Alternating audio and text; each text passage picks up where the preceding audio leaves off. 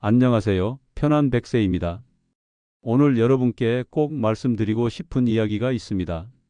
아마 이 영상을 보고 계신 분들 중에 이런 경험 해보신 분이 많으실 거예요. 어제까지만 해도 괜찮았는데 마트에 다녀온 그날 저녁부터 무릎이 욱신욱신 아프기 시작했다거나 아침에 일어날 때 무릎이 뻣뻣해서 한참 동안 제대로 걷지도 못했던 경험 말이죠. 그럴 때마다 나이가 들어서 그런가 보다 이렇게 생각하셨을 텐데요. 정말 그럴까요? 사실 저도 오랫동안 그렇게 생각했습니다. 60 넘으면 무릎 아픈 건 당연하다고 여겼거든요. 그런데 최근에 깨달은 게 있어요. 무릎 통증은 나이 때문이 아니라는 거였습니다. 여러분 혹시 아세요? 같은 70세라도 무릎 상태가 완전히 다른 분들이 있다는 사실을요. 어떤 분은 매일 산책을 하시고 계단도 가볍게 오르내리시는데 어떤 분은 집 안에서도 무릎 때문에 힘들어하세요. 그 차이가 뭘까요? 바로 생활 습관입니다. 오늘 제가 말씀드릴 세 가지 습관을 계속 반복하시면 무릎은 반드시 망가집니다. 이건 나이와는 상관없어요. 50대든 60대든 70대든 마찬가지예요. 하지만 다행인 건 지금이라도 이 습관들을 고치시면 무릎을 충분히 지킬 수 있다는 겁니다. 수술받지 않아도 돼요. 실제로 연구 결과를 보면 60대 이상 분들 중 70%가 무릎 통증을 경험하고 계세요. 그런데 이분들 모두가 수술을 받아야 하는 건 아니거든요. 올바른 관리만 해도 통증을 크게 줄일 수 있어요. 여기서 중요한 사실 하나 더 말씀드릴게요. 우리 무릎 연골이 스스로 회복하는 속도가 나이가 들면서 느려지는 건 맞아요. 20대와 비교하면 3분의 1 수준까지 떨어지죠. 그렇다고 해서 포기할 필요는 없습니다. 연골이 천천히 회복된다면 우리가 더 조심스럽게 관리하면 되는 거니까요. 생각해 보세요. 같은 나이인데도 어떤 분은 지팡이 없이는 걷기 힘들어 하시고 어떤 분은 여전히 정정하게 걸어 다니세요. 이게 단순히 운이나 타고난 체질 차이일까요? 아닙니다. 그동안 무릎을 어떻게 사용해 왔느냐의 차이예요. 무릎은 우리 몸에서 가장 복잡한 관절 중 하나입니다. 걸을 때마다, 앉았다 일어날 때마다 우리 체중의 몇 배씩 되는 무게를 견뎌내야 해요. 그런데 잘못된 자세나 습관이 반복되면 이 소중한 무릎이 점점 망가지는 거죠. 특히 여성분들은 더 조심하셔야 해요. 남성분들보다 관절염에 걸릴 확률이 2배나 높거든요. 호르몬 변화도 영향을 주고 무릎 구조 자체가 남성과 다르기 때문이에요. 여러분도 이런 경험들이 있으실 텐데요. 무릎이 갑자기 아프기 시작할 때의 그 당황스러움과 불안함, 저도 잘 알고 있어요. 오늘 이 영상을 끝까지 보시면 왜 무릎이 아픈지 정확한 이유를 아시게 될 거예요. 그리고 더 중요한 건 앞으로 어떻게 관리해야 하는지도 확실하게 알려드릴게요. 무릎은 한번 망가지면 되돌리기 어려워요. 하지만 지금부터라도 제대로 관리하면 10년 후에도 건강한 무릎으로 자유롭게 걸어 다니실 수 있습니다. 그럼 지금부터 차근차근 알아보겠습니다. 첫 번째로 가장 중요한 질문부터 해보겠습니다. 정말 나이 때문일까요? 제가 최근에 만난 두 분의 이야기를 들려드릴게요. 둘 다 올해 71살이에요. 첫 번째 분은 매일 아침 산책을 나가세요. 계단도 가볍게 오르내리고 손자와 축구도 하십니다. 무릎이 전혀 아프지 않다고 하세요. 두 번째 분은 어떨까요? 집 안에서도 무릎이 아파서 힘들어 하세요. 화장실 가는 것도 조심스럽고 의자에서 일어날 때마다 아이고 소리가 나온다고 해요. 같은 나이인데 이렇게 다를 수가 있을까요? 사실 우리가 나이 들면 아픈 게 당연하다고 생각하는 건 하나의 오해예요. 물론 나이가 들면서 몸이 변하는 건 맞아요. 하지만 그게 전부는 아니거든요. 무릎이 아픈 진짜 이유는 따로 있어요. 우리 무릎 안에는 연골이라는 게 있어요. 뼈와 뼈 사이에 쿠션 역할을 하는 거죠. 마치 운동화 밑창처럼 충격을 흡수해 주는 거예요. 걸을 때마다 이 연골이 우리 체중을 받아내면서 뼈끼리 부딪히지 않게 보호해줘요. 건강한 연골은 탄력이 있어서 눌렸다가 다시 원래 모양으로 돌아와요. 하지만 잘못된 자세나 습관이 계속 반복되면 어떻게 될까요? 이 소중한 연골에 상처가 생기기 시작해요. 처음엔 아주 작은 상처예요. 눈에 보이지도 않을 정도로 미세하죠. 하지만 같은 습관이 계속되면 작은 상처들이 점점 쌓여요. 마치 종이를 자꾸 구기면 주름이 깊어지는 것처럼 말이에요. 그러면 연골 주변에 열이 나고 붓기 시작해요. 이게 바로 염증이에요. 이 염증이 계속되면서 연골이 점점 닳아 없어지는 거죠. 특히 여성분들은 더 조심하셔야 해요. 남성분들보다 이런 변화가 2배나 빠르게 일어나거든요.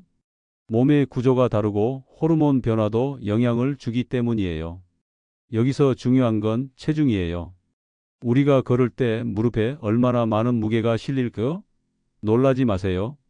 체중의 3배에서 5배까지 실려요. 만약 체중이 1kg 늘었다면 무릎에는 3kg에서 5kg까지 더 큰 부담이 가는 거예요. 계단을 오르내릴 때는 이보다 훨씬 더 많은 무게가 실리고요. 이걸 다르게 설명해 보면 50kg인 분이 걸을 때 무릎에는 150kg에서 250kg의 압력이 가해져요. 성인 남성 서너 명이 무릎 위에 올라탄 것과 같은 무게죠. 그러니까 무릎 통증의 원인을 정리해 보면 이래요.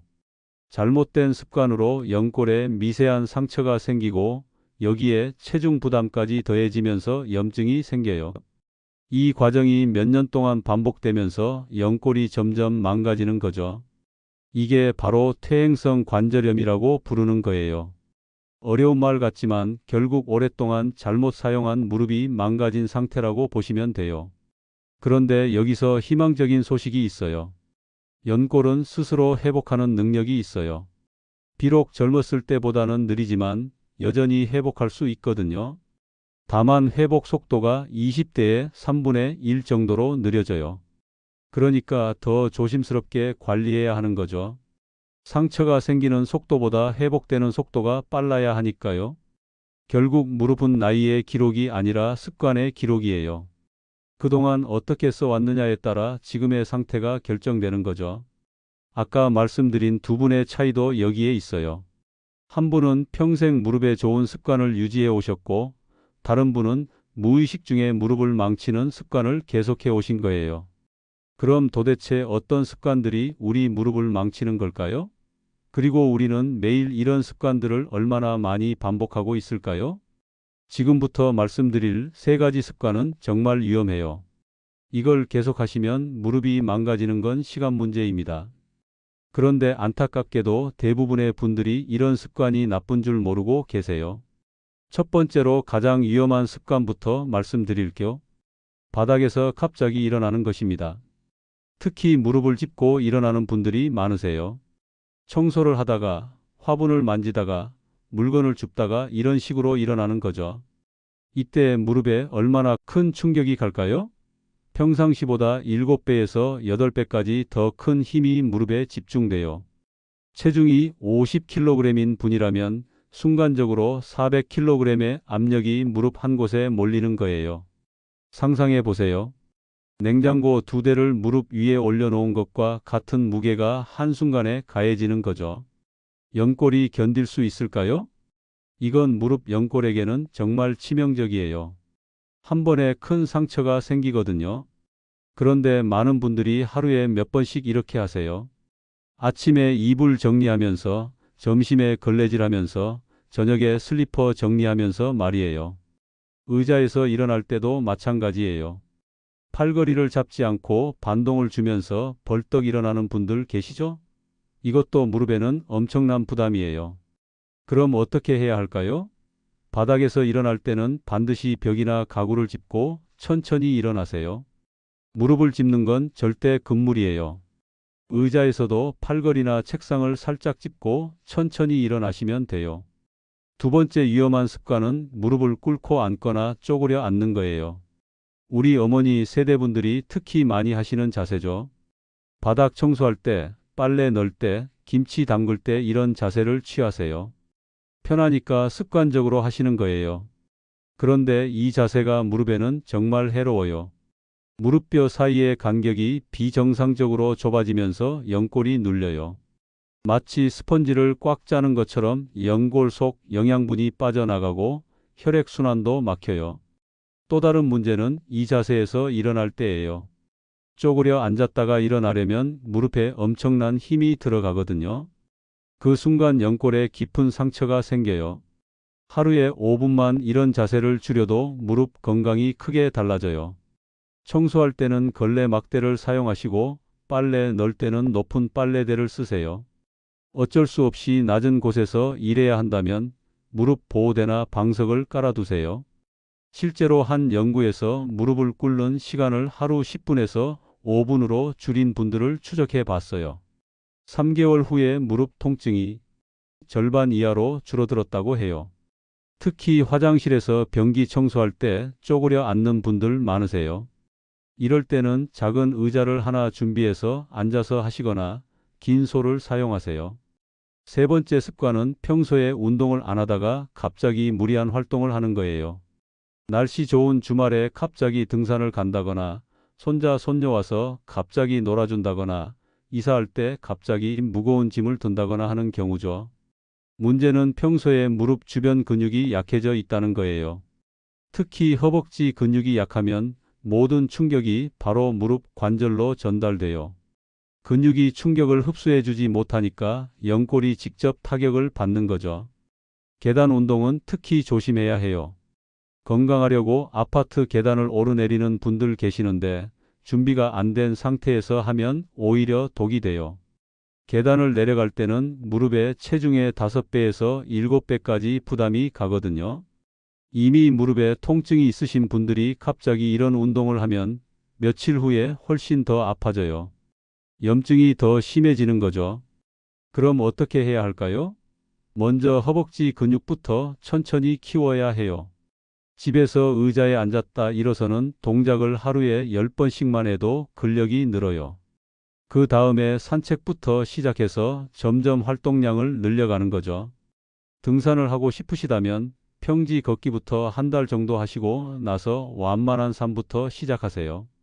계단 운동 대신에는 실내에서 제자리 걷기나 의자 운동을 하시는 게 훨씬 안전해요. 이 세 가지 습관의 공통점이 뭔지 아세요? 모두 무릎에 갑작스럽고 큰 충격을 주는 거예요. 연골은 천천히 조금씩 압력을 받을 때는 견딜 수 있어요. 하지만 갑자기 큰 힘이 가해지면 쉽게 손상돼요. 마치 풍선과 같아요. 천천히 바람을 넣으면 크게 부풀어 오르지만 갑자기 세게 불면 터져버리죠. 우리 무릎 연골도 마찬가지예요. 그런데 이런 습관들이 대부분 무의식 중에 이루어진다는 점이 문제예요. 아무 생각 없이 바닥에서 벌떡 일어나고 습관적으로 쪼그려 앉고 갑자기 무리한 활동을 하는 거죠. 하지만 이제 아셨으니까 의식적으로 바꿔나갈 수 있어요. 처음엔 불편하실 거예요. 오랫동안 해온 습관이니까요. 하지만 이 작은 변화가 10년 후 여러분의 무릎을 구할 거예요. 그럼 이제 구체적으로 어떻게 무릎을 지킬 수 있는지 알아보겠습니다. 그런데 그 전에 먼저 확인해야 할 게 있어요. 지금 내 무릎이 어느 정도 상태인지 아는 거죠. 간단한 방법들이 몇 가지 있어요. 우선 아침에 일어날 때를 생각해 보세요. 침대에서 일어나자마자 무릎이 뻣뻣하고 굽혔다 펴기 힘든가요? 건강한 무릎이라면 몇 번 움직이면 금세 부드러워져요. 하지만 이런 상태가 10분 이상 계속된다면 이미 무릎에 변화가 시작된 거예요. 밤사이 관절액이 굳어져서 생기는 현상이거든요. 두 번째로 계단을 생각해 보세요. 계단을 오를 때보다 내려갈 때 더 아픈가요? 이게 중요한 신호예요. 무릎이 건강한 사람은 올라갈 때 더 힘들어해요. 근육을 써야 하니까요. 하지만 내려갈 때 더 아프다면 연골에 손상이 있다는 신호예요. 내려갈 때는 체중이 무릎에 직접 눌리면서 연골이 압박받거든요. 세 번째는 날씨와 관련된 거예요. 비가 오기 하루 이틀 전부터 무릎이 더 아프거나 뻐근한 느낌이 드나요? 많은 분들이 미신이라고 생각하시는데 실제로 과학적 근거가 있어요. 기압이 낮아지면 관절 안 압력도 변하거든요. 이건 관절 안에 염증이 있을 때 나타나는 현상이에요. 네 번째로 걷는 거리를 확인해 보세요. 30분 정도 연속으로 걷는 게 힘든가요? 10분, 15분마다 벤치를 찾게 되거나 중간에 쉬어야 할 정도로 무릎이 아프다면 주의가 필요해요.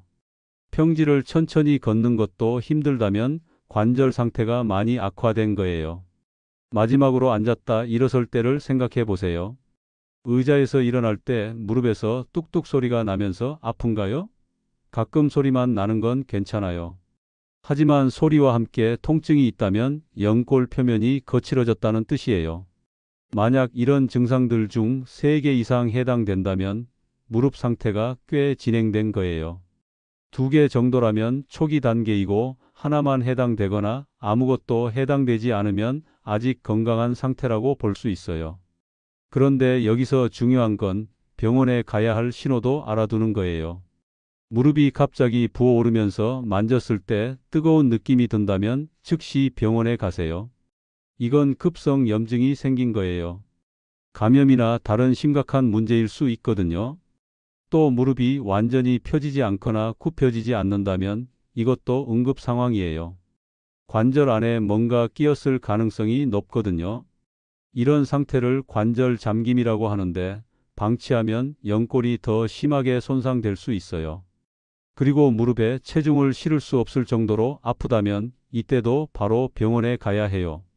뼈에 금이 갔거나 인대가 다쳤을 가능성이 있거든요. 무릎에서 물이 찬 것처럼 부풀어 오르는 것도 주의해야 해요. 관절 안에 염증이 생기면 관절액이 과도하게 만들어져서 무릎이 퉁퉁 부어요. 이럴 때는 혼자 해결하려고 하지 마시고 전문의와 상담받으세요. 이런 급성 증상만 아니라면 집에서도 충분히 관리가 가능해요. 중요한 건 지금 내 상태를 정확히 파악하고 그에 맞는 관리를 시작하는 거죠. 그럼 이제 본격적으로 무릎을 지키는 방법들을 알아보겠습니다. 무릎을 살리는 핵심은 3가지예요. 근육을 키우고 생활을 바꾸고 염증을 다스리는 거죠. 먼저 가장 중요한 근육 이야기부터 해볼게요. 허벅지 근육이 약해지면 무릎이 혼자서 모든 충격을 감당해야 해요. 마치 든든한 보디가드가 사라진 것과 같아요. 그럼 어떻게 이 보디가드를 다시 키울 수 있을까요? 집에서 가장 쉽게 시작할 수 있는 운동이 의자 운동이에요. 의자에 앉았다 일어서는 동작, 너무 단순해 보이죠? 하지만 이게 허벅지 근육을 키우는 최고의 방법 중 하나예요. 처음에는 5번부터 시작하세요. 그런데 여기서 중요한 건 속도예요. 3초 동안 천천히 앉고 3초 동안 천천히 일어서세요. 빨리 하면 관성으로 하는 거라 근육에 도움이 안 돼요. 일주일 정도 하시면 몸이 적응해요. 그때부터 10번, 15번으로 늘려가세요. 한 달 후에는 20번도 거뜬할 거예요. 벽 스쿼트도 효과적이에요. 벽에 등을 대고 서서 의자에 앉듯이 무릎을 굽히는 거죠. 90도까지 굽힐 필요는 없어요.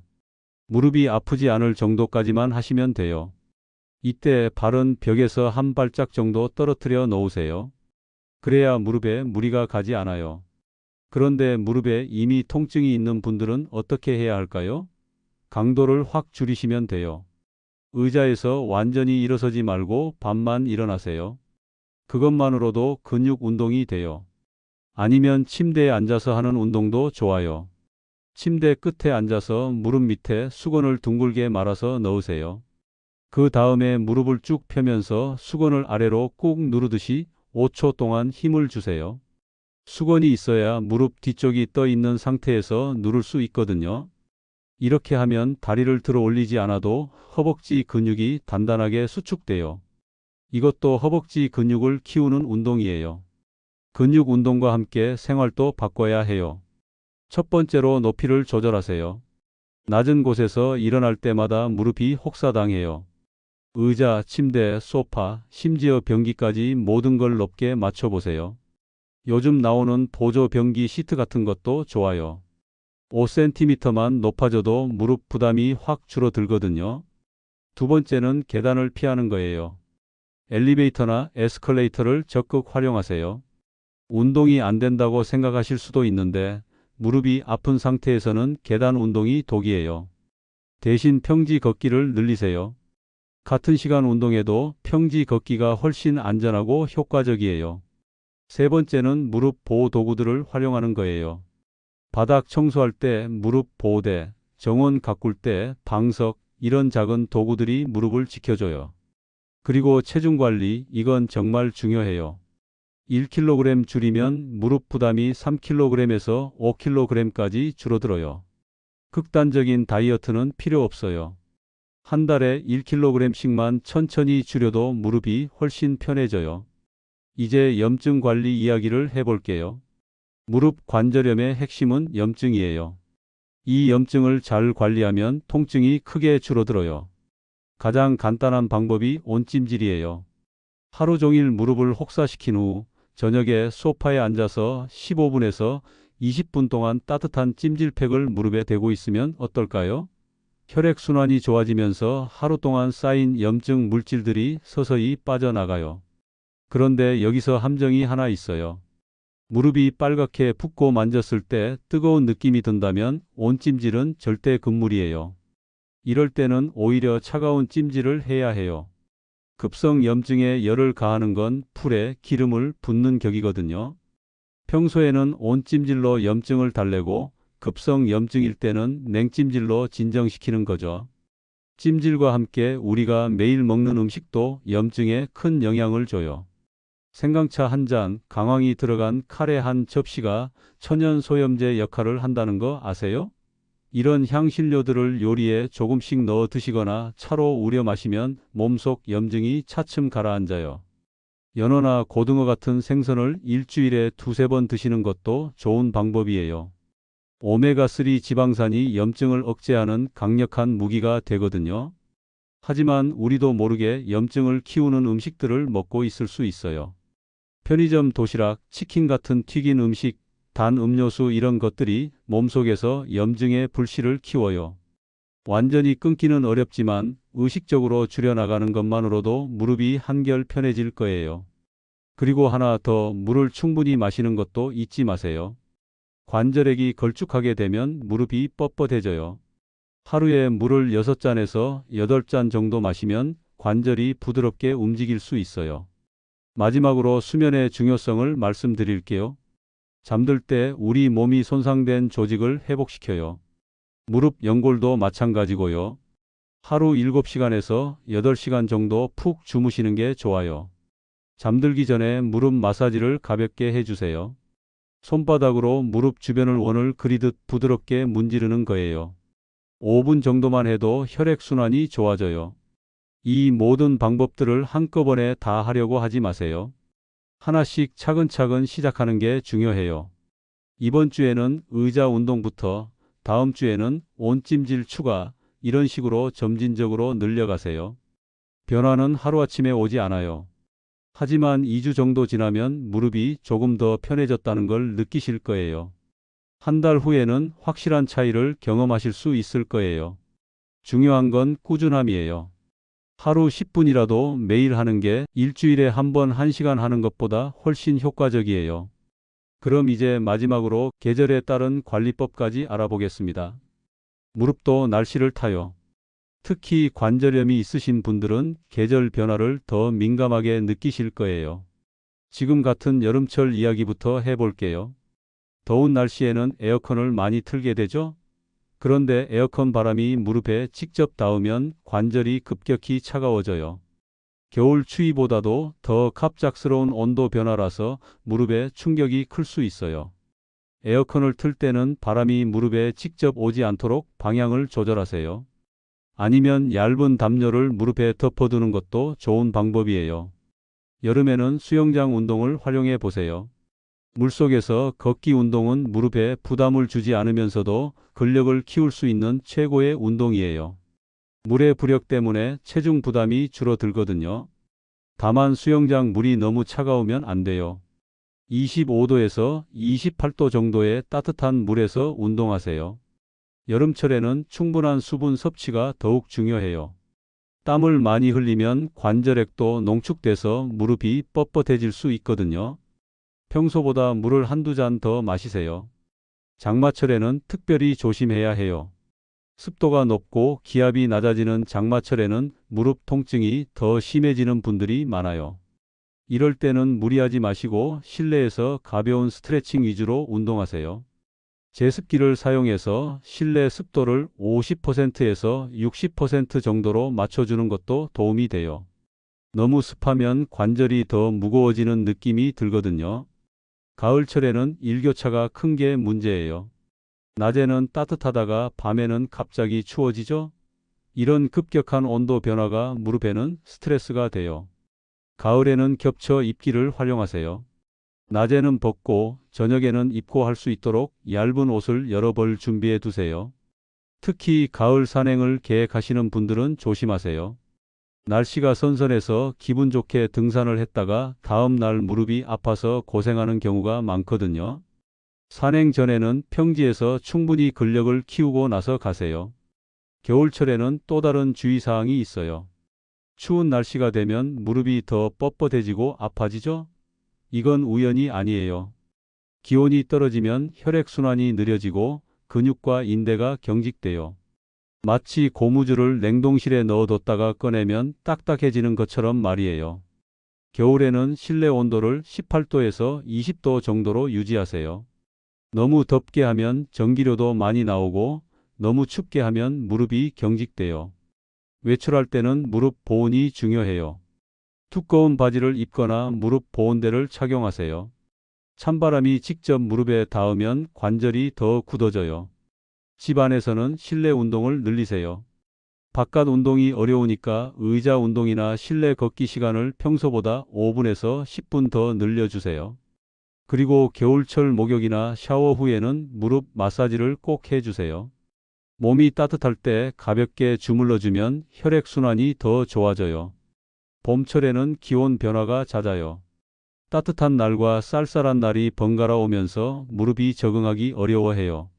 봄에는 외출할 때 항상 얇은 겉옷을 하나 준비해 두세요. 아침에는 춥다가 오후에는 더워지는 경우가 많거든요. 계절이 바뀔 때마다 무릎 상태를 점검해 보는 것도 좋은 습관이에요. 봄, 여름, 가을, 겨울마다 어떤 계절에 더 아픈지, 어떤 때 더 편한지 기록해 두세요. 그러면 내년에는 미리 준비할 수 있거든요. 결국 계절별 관리의 핵심은 급격한 변화를 피하는 거예요. 갑자기 춥거나 뜨겁거나 습하거나 건조한 환경에 무릎을 노출시키지 않고 천천히 적응할 수 있도록 도와주는 거죠. 지금까지 말씀드린 모든 방법들 한꺼번에 다 하려고 하지 마세요. 오늘 저녁부터 딱 하나만 시작해 보세요. 바닥에서 일어날 때 벽을 짚고 천천히 일어나는 것, 이것부터 시작하시면 어떨까요? 내일은 여기에 하나 더 추가해 보세요.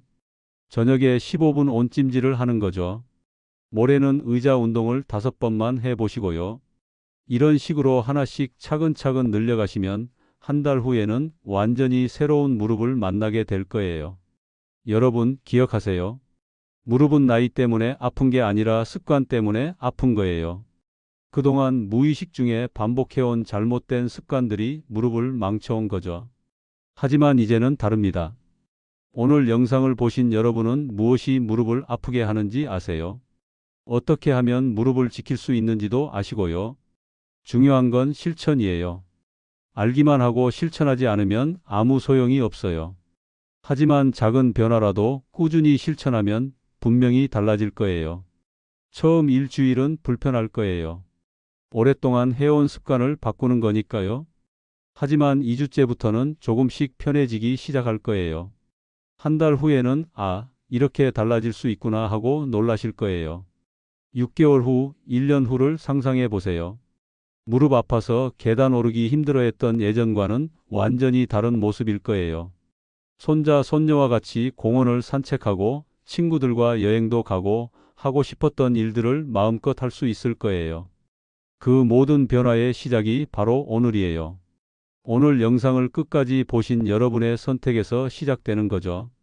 10년 후, 20년 후에도 건강한 무릎으로 자유롭게 걸어 다니고 싶으시다면 지금부터 시작하세요. 늦은 게 아니라 지금이 가장 빠른 시기예요. 오늘 영상이 조금이라도 도움이 되셨다면 좋아요 버튼으로 응원해 주세요. 그리고 이런 건강 정보를 놓치지 않으시려면 구독과 알림 설정도 해두시면 좋을 것 같아요. 오늘부터 하나씩 실천하셔서 건강한 무릎으로 더 활기찬 날들 보내시길 바라면서 편한 백세였습니다. 감사합니다.